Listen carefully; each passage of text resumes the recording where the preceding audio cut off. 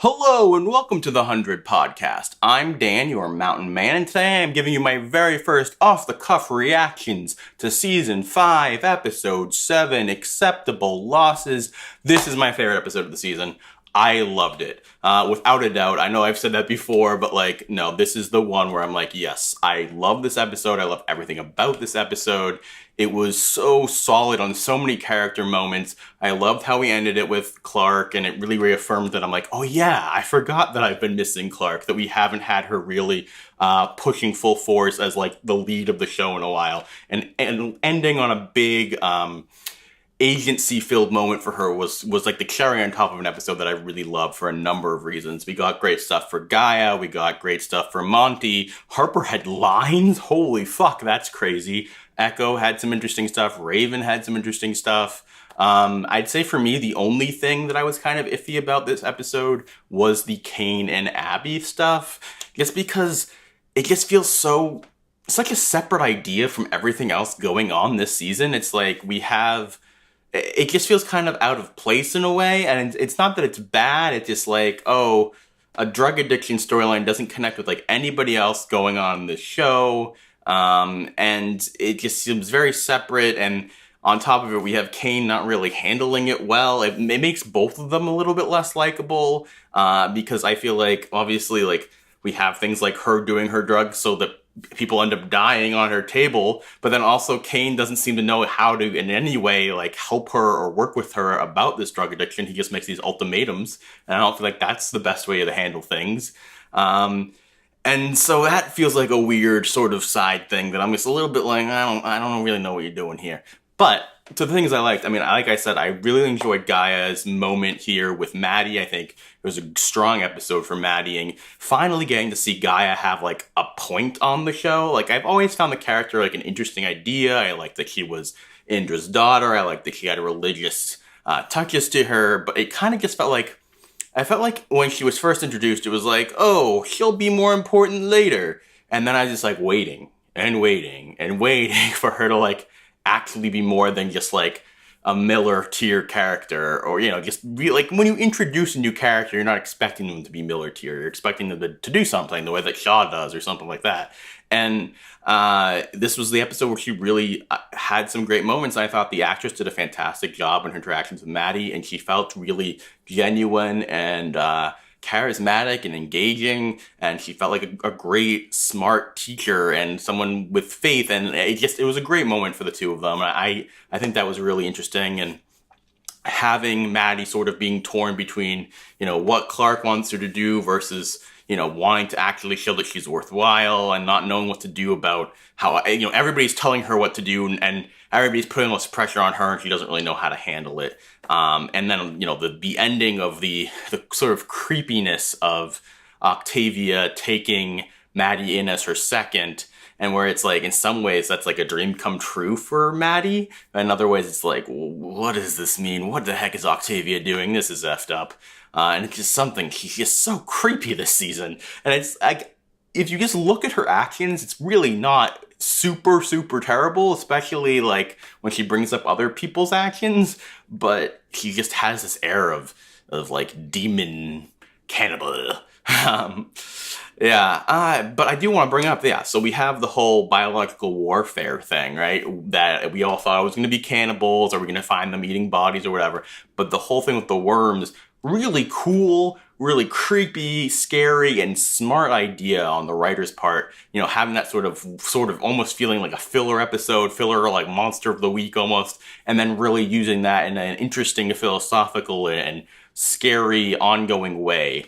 And you kind of, even though it seems really fucked up, I think that they did a great job of writing Octavia, throwing everybody's history back in their faces, and the things that they've done to survive, and the radiation experiments on humans that were alive, and all that stuff. I think they did a really solid job there, and made you be like, okay, I don't agree with Octavia, but like, she kind of has a point, I guess. And then they also have great stuff like with her knowing about Indra helping Kane, but not punishing her for that. It shows, she's upset about it, but it shows that she has layers. She's not just our villain now.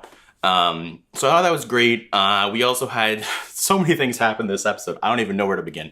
Like, obviously I've begun already, but there's a lot going on. We have the whole Shaw Raven Echo dynamic, which I thought was interesting, showing Echo being very smart and getting done what she needs to get done, but also, at what cost, and showing her sort of sneaky, messed up side again, that she still is the Echo that we remember, and how that sort of fractures her relationship with Raven, which is sad because they were good buddies.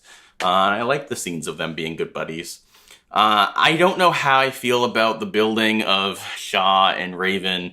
It felt like Raven pretty quickly swerved from being really angry about him letting them get tortured to being like, he is the best ever. Burp, burp, burp, burp, burp. And I'm kind of like, it feels a little like a shippy swip. Like I know, maybe it's just because I know people ship them intensely, but it's like, it didn't feel like a natural shift to me, especially because like, it didn't seem like Shaw told them everything that was going to happen. It didn't seem like he told them that they were going to have a geotag on Murphy and all that stuff. So it's kind of like, I understand that he's technically an ally, but he was still going to like help them bomb everybody. I don't know.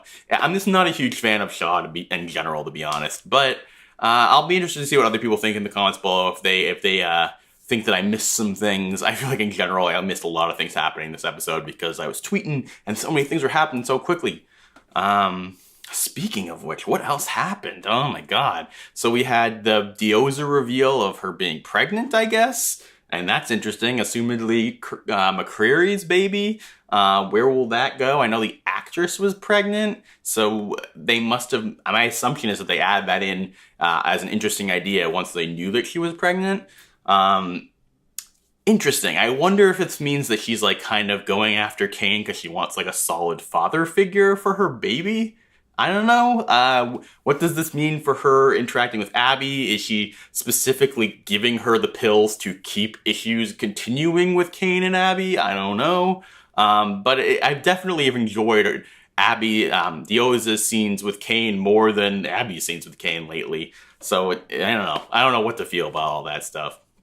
Meanwhile, we have awesome stuff for Monty, and I never get to say that, so that's really nice. Great episode for him, and he's getting to play this sort of peacekeeper role, and I think the fact that they did it through the method of Jasper's suicide note was really smart and really added emotional weight to it, rather than just having like the annoying characters like, guys, we shouldn't fight anybody, and then have, I hated Finn in season 1 for saying that kind of stuff because he had no backup plan, and at least there's like an emotional reason for Monty here, and he wants to do better. He doesn't want to be in the cycle, and it's totally understandable. And I think it's great seeing both Clark and Bellamy interacting with him this episode and making him feel like a major player again. Great episode for Monty, great episode for so many characters, and that's what really I love about this episode. Like, again, not that much forward momentum happened, sure, but it was such a great character-rich episode, and one that I feel like fleshed out so many different people and did so much with the time that it had. So let me know if you guys disagree. Do you think that there wasn't enough going on? Do you feel like this was another, quote-unquote filler episode? I know some people thought the last one was. It does, in some ways, I understand feeling like we're spinning our wheels for a little bit here, but I don't care. I love these characters, and that's why I love the show. So I'm just enjoying seeing them play.